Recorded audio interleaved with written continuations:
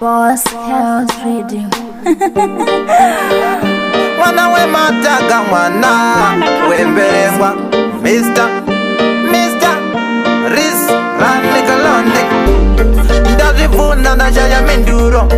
ndakatadze inini ekla chikumbo vondisimisa vagutu vondinyaradza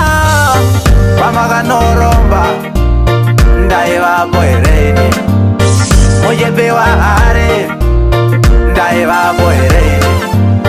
mujepewa rova ndaivapo hereni mujedzoka kumba ndaivapo hereni kana ndaisavapo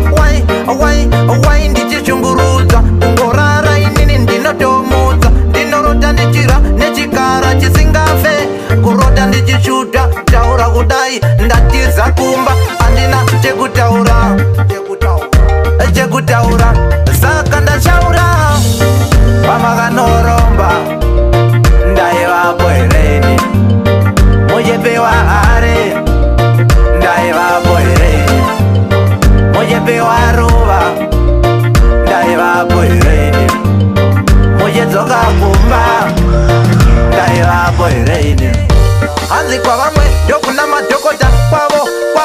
ndokuna maticha zvedu zvipo zvakapiswa tariro atimbomedza nenyika tongosekwa vezera vondisema tinotengesa nyama changu chihazanzi wenemandi Mr. Riz Ranakalane vamakanoromba ndaivapo hereni mujepewa are ndaivapo hereni mujepewa ruva ndaivapo hereni mujedzoka kumba ndaivapo hereni ndakapedza krawa rese ndakazunza n'anga dzese chirimo chemuri asi nehasha pachiso handidudzi ndiite mota inodona goreri ya mombe dzakafa hatina wani kupikisa tiite nhumbu inobva vamakanoromba ndaivapo hereni mujepewa are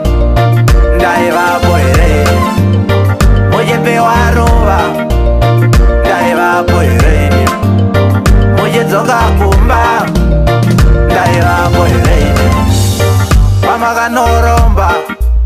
ndaivapo hereni mujepewa are ndaivapo hereni mujepewa ruva ndaivapo hereni mujedzoka kumba ndaivapo hereni